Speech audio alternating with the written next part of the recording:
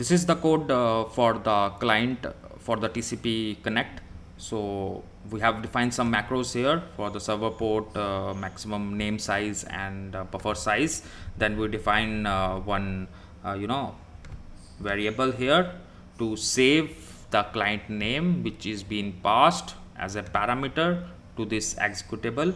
Then we have declared a few APIs in here. So first one is for creating the socket for this client. Then we have receive from server, client receive from server. So it will receive some data from the server. Then if you want to send some data to the server, you will get you have to use this API.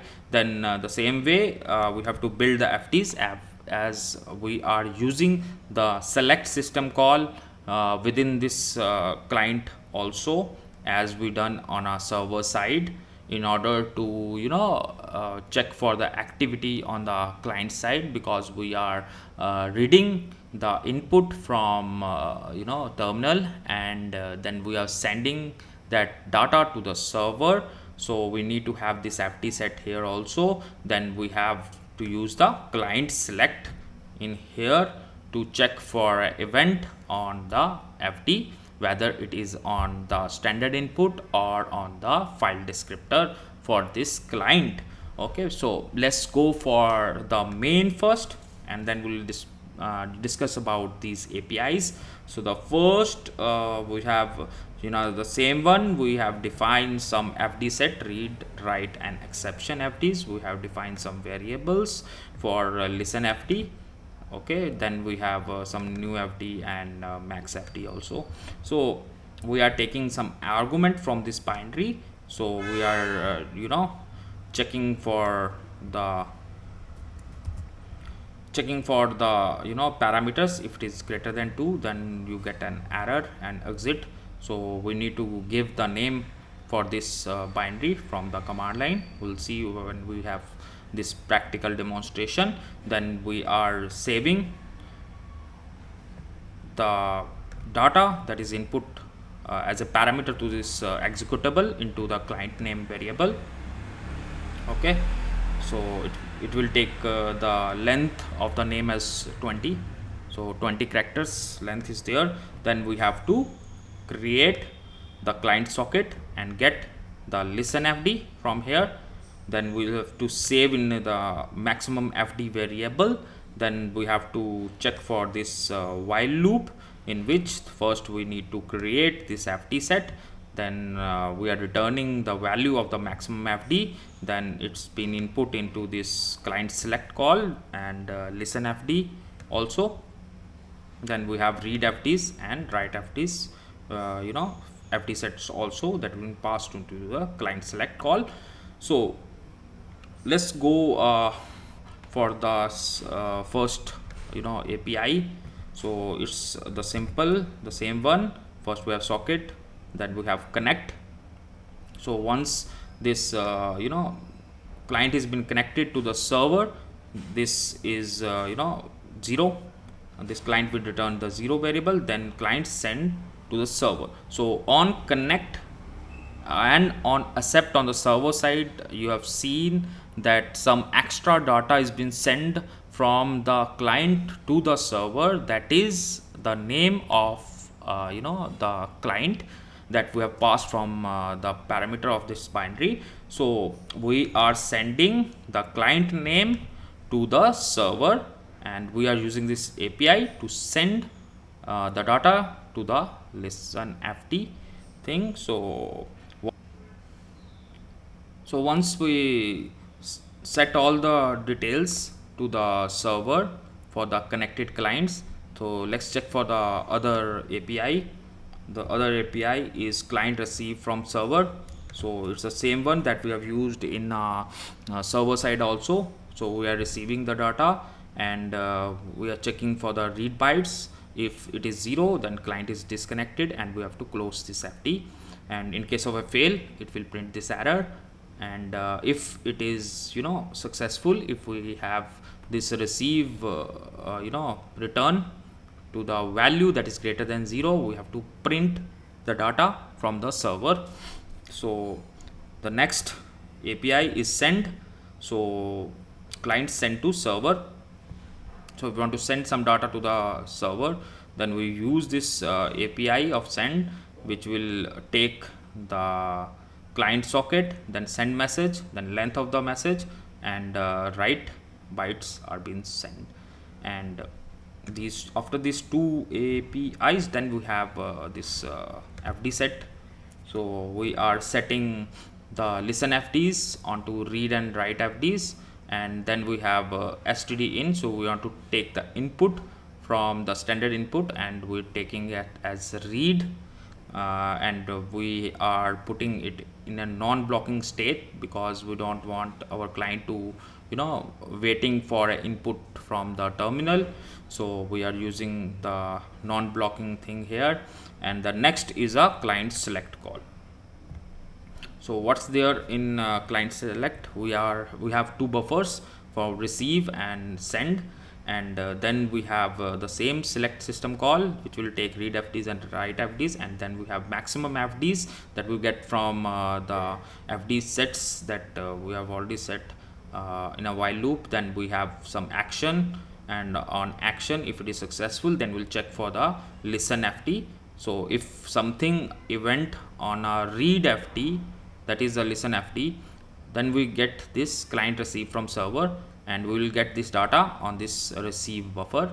So if we have some activity on the terminal input terminal, then we are reading that into this send buffer and then sending it to the server. So this way we are handling our client select. So I think these are all the APIs for the client side. So let's check for the practical demonstration. So let's go to the terminal.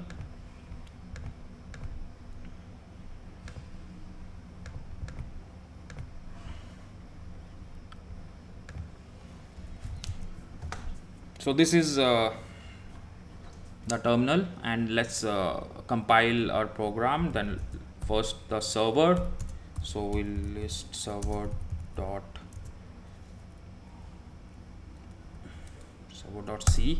So it's compiled successfully.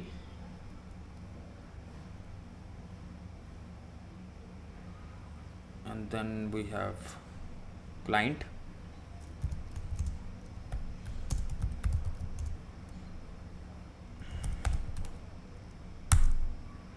Okay, so these two binaries are being compiled now.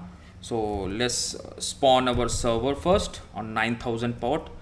So you see server has been started. Let's go for a client side. So let's go for client binary. Then we need to input the name of this client. So let's take the name as Tom first.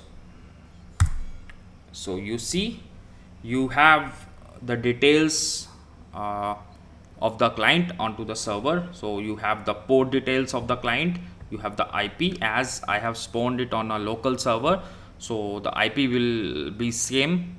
So if you want to spawn this client on LAN on a remote system, so then you need to set the field in sock adder underscore in structure that we have already discussed at the time of binding and connect and listen and all the system calls that we have used. You need to put the sock adder underscore in structure.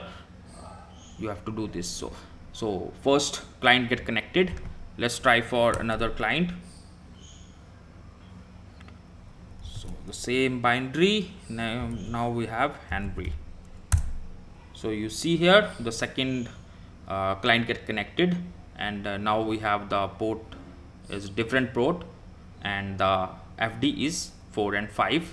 So let's check for the connected clients. So let's send the command from client to server to get the list of the connected clients. So we have list command. So if you try list, you see you have two clients, Tom and Henry, that is currently connected to this server. If you see here, the same you will get Okay, so now you want the Tom to chat with Henry. So how can we do that? So we need to first connect with Henry. So we use connect call, then we have some pattern, and then we write Henry. So you see here, you get connected to Henry.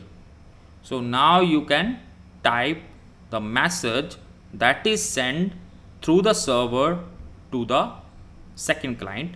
So let's try, hi, hey, how are you,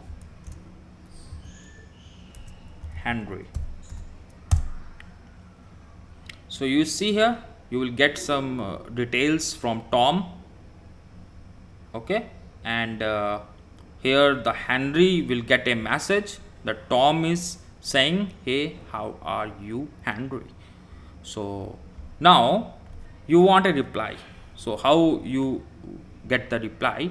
So before getting the reply, you want to connect to Tom.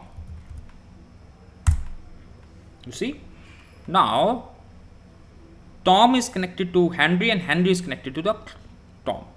Now both can send and receive message vice versa. So I am fine, Tom. So see here, you will get a message, I am fine, Tom. Now you send some message like I am in the office. You get the message, I am in the park. So you see here, the two clients Tom and Henry can chat through the server. So this is very basic implementation of a chat box. So if you want the code, I will give the link of my GitHub repository in the description of this video so that you can check for all the code. So please like and subscribe my channel. In the next session we will be studying about the UDP server client communication, and we'll see how UDP is different from TCP. So please stay tuned, and goodbye, take care.